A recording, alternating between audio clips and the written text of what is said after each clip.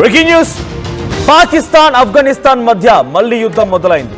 అర్ధరాత్రి పాకిస్తాన్ ఆఫ్ఘనిస్తాన్ మధ్య ఎదురు కాల్పులు జరిగాయి. ఈ కాల్పుల్లో ఇప్పటికే 5గురు హతమయ్యారు, 10 మందికి పైగా గాయాలని తెలుస్తుంది. దానికి సంబంధించి బిగ్గెస్ట్ బ్రేకింగ్ న్యూస్ ఇప్పుడు ఆర్టీవీ స్క్రీన్ పై చూస్తూ ఉన్నాం. పాకిస్తాన్ ఆఫ్ఘనిస్తాన్ మళ్లీ యుద్ధం మొదలు పెట్టేశాయి. భీకరంగా దాడులు జరుపుకుంటూ ఉన్నాయి. అర్ధరాత్రి అటు ఇరువైపుల నుంచి కాల్పులు జరిగాయి. ఈ కాల్పుల్లో 5గురు హతమవగా 6గురికి తీవ్రంగా గాయాలయ్యాయి. గురువారం పాకిస్తాన్ ఆఫ్ఘనిస్తాన్ మధ్య టర్కీ వేదికగా శాంతి చర్చలు కూడా జరిగాయి. అయితే చర్చలు జరిగిన వెంటనే కాల్పులకు ఇరు దేశాలు దిగిపోయాయి. శాంతి శాంతి అని చెప్పి ప్రయత్నం చేసి చర్చలకు దిగిన తరువాత కూడా చర్చలు విఫలమైతే ఇప్పుడు బహిరంగ యుద్ధం తప్పదంటూ పాక్ మంత్రి ఖ్వాజా ఆసిఫ్ వార్నింగ్ కూడా ఇచ్చారు. అయితే ఆ వార్నింగ్ అనుగుణంగానే పాకిస్తాన్ ఆఫ్ఘనిస్తాన్ పై దాడి చేసింది. ఆఫ్ఘనిస్తాన్ రాజధాని కాబూల్ నగరం పైన చాలా పెద్ద ఎత్తున దాడులకు యత్నించింది పాకిస్తాన్. సో లాస్ట్ మంత్ మీకు అందరికి గుర్తే ఉంటుంది, ఎగ్జాక్ట్గా పోయిన నెల చాలా భీకరంగా సుమారుగా 3-4 రోజుల పాటుగా చాలా దారుణంగా ఒకరిపై ఒకరు దాడులు చేసుకున్నారు. ఆఫ్ఘనిస్తాన్ పాకిస్తాన్ పైన, పాకిస్తాన్ ఆఫ్ఘనిస్తాన్ పైన భీకరంగా దాడులు జరిపింది. సో తాలిబాన్ల ప్రభుత్వం ఏమాత్రం వెనక్కి తగ్గను, డెఫినెట్గా రేపటి రోజున ఇంకా ఈ యుద్ధాన్ని పెంచుతాను, అవసరమైతే అమెరికా వచ్చిన అమెరికాపై కూడా యుద్ధం చేయడానికి సిద్ధంగా ఉన్నాను అని చెప్పుకొచ్చింది. సుమారుగా ఆ సమయంలో ఆఫ్ఘనిస్తాన్ వైపుగా 200 మంది ఆర్మీ సైన్యానికి సంబంధించి సామాన్యులంతా కలగలిపి మరణిస్తే, ఇటు పాకిస్తాన్ వైపు సుమారుగా 100కు పైగా పాకిస్తాన్ ఆర్మీ మరియు సామాన్యులు మరణించారు. అంటే మరణాల సంఖ్య ఆఫ్ఘనిస్తాన్లో ఎక్కువగా కనిపించినప్పటికీ తాలిబాన్లు మాత్రం వెనక్కి తగ్గమన్నారు. ఇటువైపు అమెరికా కూడా అదే సమయానికి కొంత పెట్టుబడులు అందించింది పాకిస్తాన్కి. అది $500 మిలియన్ పెట్టుబడులు కానివ్వండి, లేకపోతే ఒక పోర్ట్ని పూర్తిగా స్వాధీనపరచుకోవడం, ఆ తర్వాత మరీ ముఖ్యంగా 120 మిసైల్ అందించినటువంటి ప్రక్రియ, ఇవన్నీ కూడా పాకిస్తాన్కి చాలా బూస్టప్ ఇచ్చాయి. ఈ బూస్టప్తోనే, ఈ ఎనర్జీతోనే పాకిస్తాన్ ఆఫ్ఘనిస్తాన్ పై దాడి చేసి ఆఫ్ఘనిస్తాన్లో పెను సంచలనాన్ని క్రియేట్ చేసింది. ఇప్పుడు దానికి కొంత ముగింపు పలికారు అని అనుకున్నామో లేదో అంతలోనే మళ్ళీ యుద్ధం మొదలైంది. మీరు చూస్తున్నటువంటి ఈ బ్లాస్ట్లన్నీ కూడా నిన్న అర్ధరాత్రి నుంచి తెల్లవారుజాము వరకు కూడా ఇంకా కొనసాగుతున్నటువంటి ఆ దాడికి సంబంధించిన విజువల్సే. సో దీంట్లో పాక్ రక్షణ శాఖ మంత్రి ఖ్వాజా ఆసిఫ్ ఏమన్నారంటే, శాంతి అని చెప్పి చర్చలకు దిగాం, చర్చలు కనుక విఫలమైతే ఇక బహిరంగ యుద్ధం తప్పదంటూ ముందుగానే హెచ్చరించారు ఆయన. ఆ హెచ్చరిక నేపథ్యంలోనే ఇప్పుడు మరోసారి ఆఫ్ఘనిస్తాన్ పై దాడులు జరుగుతున్నాయి.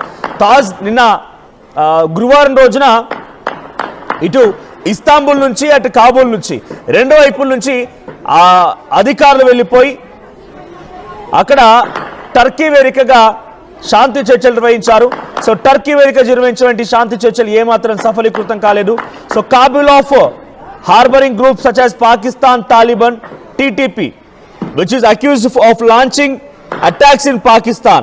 So TTP పాకిస్తాన్ తాలిబన్స్ అనేటువంటి గ్రూప్ మాపై దాడులకు యత్నిస్తోంది, పాకిస్తాన్ పై దాడులు చేస్తోంది.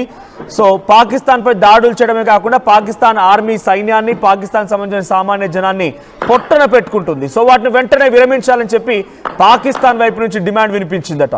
అప్పుడు తాలిబాన్ ప్రభుత్వం చెప్పింది, అది ఒక ఫ్రీడమ్ కోసం చేస్తున్న పోరాటమే కానీ అది మిమ్మల్ని టార్గెట్ చేసి మీ ఆర్మీ సైన్యాన్ని అంతమొందించే ప్రక్రియ కాదు.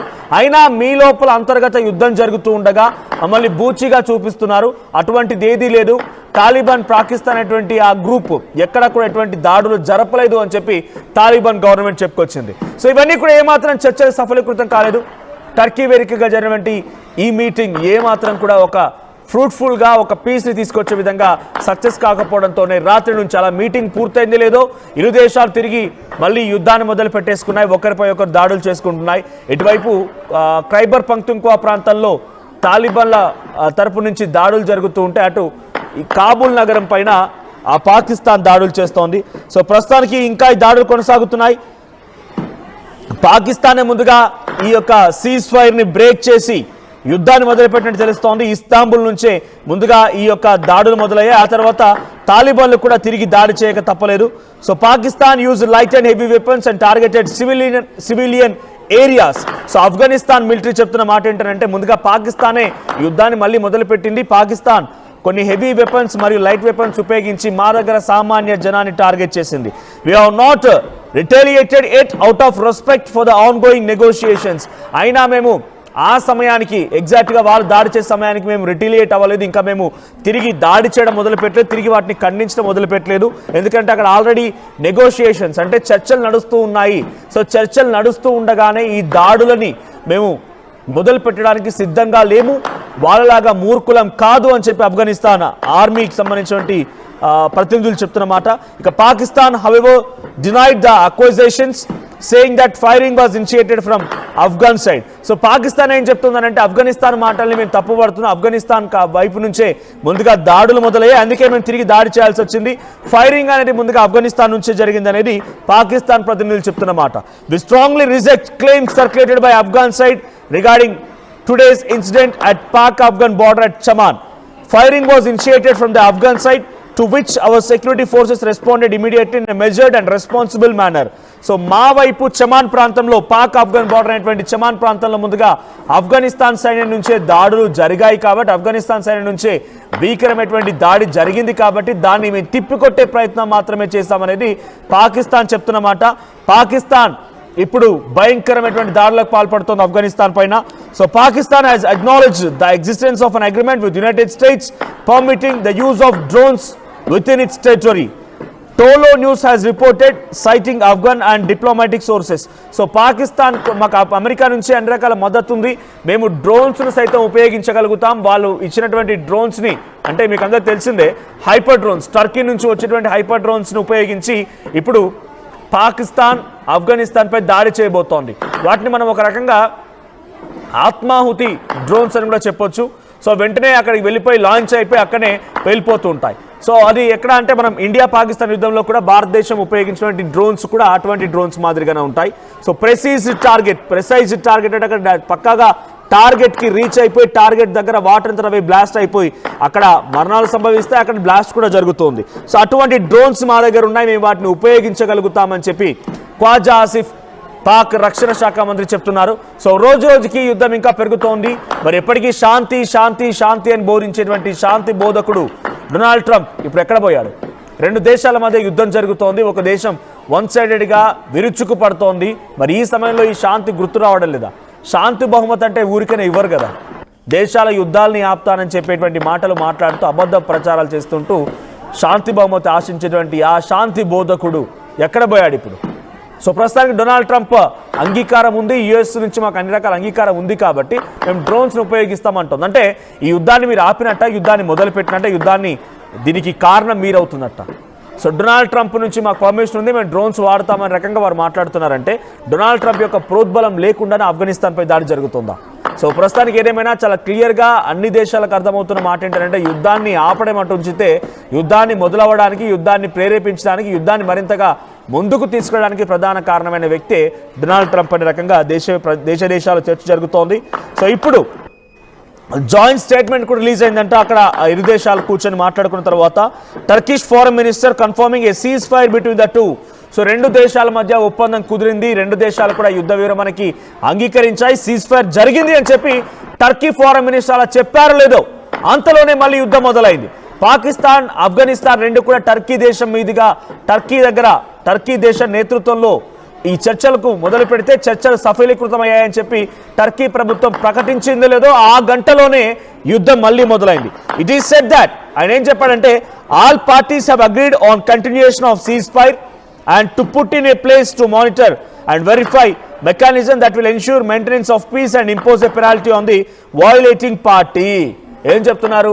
సో శాంతి చర్చలకు సఫలీకృతమయ్యాయి, శాంతి చర్చల నేపథ్యంలో ఇది శాంతిని కొనసాగిస్తాము, యుద్ధం జరగనివ్వము, అట్ ద సేమ్ టైం ఎప్పటికప్పుడు మానిటరింగ్ అండ్ వెరిఫికేషన్ మెకానిజాన్ని కూడా ఏర్పాటు చేసుకుంటాము.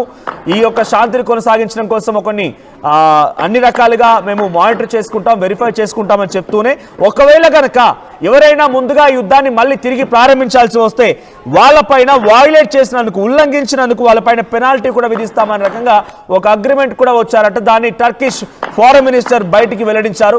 అయినా ఏమాత్రం ఉపయోగం లేకుండా పోయింది.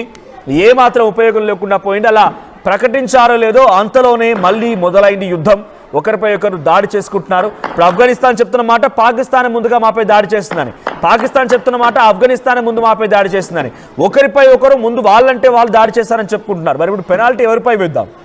సో టర్కిష్ ఫారెన్ మినిస్టర్ చెప్తున్న మాటల్లో ఎవరైతే ముందుగా యుద్ధాన్ని మొదలు పెడతారో వాళ్ళపైనే పెనాల్టీ వేయాలనేది ఆయన చెప్తున్న మాట. ఆయన ఇలా 2 దేశాలకు సంబంధించి అగ్రిమెంట్ కుదిరింది అని ఇలా ప్రకటించారు లేదో అంతలోనే కొన్ని గంటల్లోనే మళ్ళీ ఈ భీకర యుద్ధం జరుగుతోంది. సో మన విజువల్తో చూస్తున్నట్టుగా ఇప్పటికీ ఇంకా అక్కడ బాంబుల వర్షం కురుస్తూనే ఉంది. సివిలియన్స్ టార్గెట్ గానే, సామాన్య ప్రజల టార్గెట్ గానే పాకిస్తాన్ ఈ దాడులు చేస్తోందని తాలిబాన్ గవర్నమెంట్ చెప్తోంది. కానీ పాకిస్తాన్ ఏమంటోంది, మేమే బాధితులుగా ఉన్నాము, మాపైనే దాడి జరుగుతోంది, మా దగ్గర చమాన్ ప్రాంతంలో ఈ దాడులు కొనసాగిస్తోంది ఆఫ్ఘనిస్తాన్ చేసినటువంటి దాడుల్ని కేవలం తిప్పికొడుతున్నా మాత్రమే కానీ మేము ఎక్కడ కూడా డైరెక్ట్గా యుద్ధం చేయడం లేదని చెప్పి పాకిస్తాన్ చెప్తున్నమాట. సో ఇంకా ఈ దాడులు కొనసాగే అవకాశం కనబడుతోంది. సో గతంలో కూడా talks between Pakistan and Afghanistan Talibans come after weeks of settled democracy prompted by deadly border clashes last month that drove relations between the two neighbors of their lowest point since the Taliban took control of Kabul in 2021. So 2021లో 2021లో Kabul నగరాన్ని మొత్తాన్ని కూడా తమ స్వాధీనపరుచుకున్న తర్వాత తాలిబాన్లు ఈ యుద్ధాన్ని మొట్టమొదటిసారిగా ఇంత భీకరంగా జరిపారు. సో ఈ యుద్ధంలో ముందుగా 4 రోజుల క్రితం జరిగిన యుద్ధంలో ఒకరిపై ఒకరు చాలా భయంకరమైనటువంటి దాడులను చేసుకున్నారు. సో ఇది క్రాస్ బోర్డర్ అటాక్స్ గా చెప్తూ ఉన్నారు. The tensions erupted on the night of October 11th, October 11వ తేదీన ముందుగా ఈ టెన్షన్స్ మొదలయ్యాయి. మిలిటెంట్స్ ముందుగా ఈ దాడిని మొదలుపెట్టారు. పాకిస్తాన్ పైన ఈ ముందుగా దాడి జరిగింది అనేది టర్కీ మినిస్టర్ చెప్పుకొచ్చారు. అయితే the incident followed Taliban claims that Pakistan had carried out air strikes. ముందుగా పాకిస్తానే మాపై దాడి చేసింది అని చెప్పి ఆఫ్ఘనిస్తాన్ చెప్తోంది. కానీ ఆ పాకిస్తాన్ ఏమంటుందంటే మా ఖైబర్ పఖ్తూన్ఖ్వా ప్రాంతంలో 11 మంది ఆర్మీ సోల్జర్స్ మరణానికి కారణమయ్యారు కాబట్టి ఆఫ్ఘనిస్తాన్ పై మేము తిరిగి దాడి చేయాల్సి వచ్చిందనేది పాకిస్తాన్ చెప్తున్నమాట. సో ఇప్పుడు ఇంకా ఈ దాడులు కొనసాగుతున్నాయి. శాంతి చర్చలను పక్కన పెట్టేశారు. శాంతి చర్చలు లేవు, ఎటువంటి చర్చలు లేవు, ఇక మేము చేసుకోవడం యుద్ధమే, బహిరంగ యుద్ధమే అని ఖ్వాజా ఆసిఫ్ అంటూ ఉన్నాడు. సో ఇప్పుడు ముమ్మాటికి ఈ ధైర్యం పాకిస్తాన్కి రావడం గల ప్రధాన కారణం డొనాల్డ్ ట్రంప్ బ్యాక్ ఎండ్ నుంచి యుద్ధ సామాగ్రి అందించడం, బ్యాక్ ఎండ్ నుంచి ఆర్థిక వనరులు సమకూర్చడం, బ్యాక్ ఎండ్ నుంచి పెట్టుబడులు పెట్టడం, ఏదో రకంగా వారు బలానికి అన్ని రకాల స్ట్రెంగ్త్ ఇచ్చింది డొనాల్డ్ ట్రంప్. కాబట్టి డొనాల్డ్ ట్రంప్ పర్మిషన్ ఉంది, మేము డ్రోన్స్ కూడా వాడతామంటున్నారు. ఇంకా రోజు రోజుకి యుద్ధం పెరిగే అవకాశం కనబడుతోంది. మరింతగా యుద్ధం కనుక పెరగాల్సి వస్తే ఎటువంటి పరిణామాలు చోటు చేసుకుంటా చూడాలి. సో ప్రస్తుతానికి దాడులు జరుగుతున్నాయి. కాబూల్ నగరం అండ్ ఇస్తాంబుల్ పైన ఒకరిపై ఒకరు దాడులు చేసుకుంటూ ఉన్నారు. ఖైబర్ పఖ్తూన్ఖ్వా ప్రాంతంలో ఆఫ్ఘనిస్తాన్ కూడా దాడులు చేస్తోంది. సో టర్కీకి సంబంధించిన చర్చలు ఏమాత్రం కూడా సఫలీకృతం కాలేదు. ఈ యుద్ధం ఇంకా పెరిగే అవకాశం కనబడుతోంది. ఇప్పటికే 5 మరణిస్తే 6 పైగా చాలా తీవ్రంగా గాయాలయ్యాయి. సో ఆఫ్ఘనిస్తాన్ పాకిస్తాన్లో మూర్ఖంగా వ్యవహరిస్తోంది. పాకిస్తానే, ఈ పిచ్చుకుక్క పాకిస్తానే మూర్ఖంగా వ్యవహరిస్తుందని మాత్రం చాలా క్లియర్గా అర్థమవుతోంది.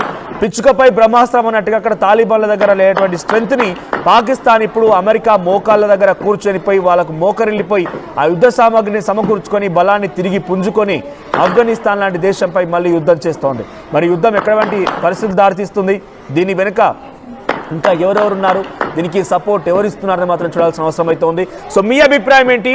ఈ 2 దేశాల్లో ఎవరు నిజంగా యుద్ధ నీతిని పాటిస్తున్నారు, ఎవరు ధర్మయుద్ధాన్ని పాటిస్తున్నారు, ఎవరు ఇప్పుడు కరెక్ట్ అని మీరు అనుకుంటున్నారో కామెంట్ చేయండి.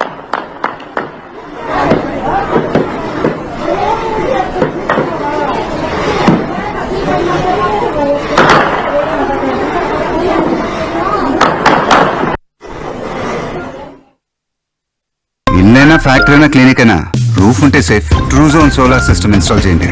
బిల్తో పాటు పీపీ తగ్గించండి. నువ్వు సూపర్ స్టార్ అయ్యా. Truzon solar power, super power. చరిత్ర సృష్టించినోడు ఇప్పుడు ఆ చరిత్రని తిరగరాయబోతున్నాడు. అబద్ధాల గోడల్ని బద్దలు కొట్టి నిజాలను రాగా మీ ముందుంచబోతున్నాడు. నిజమైన వార్తల కోసం వెంటనే డౌన్లోడ్ చేసుకోండి రా యాప్ని.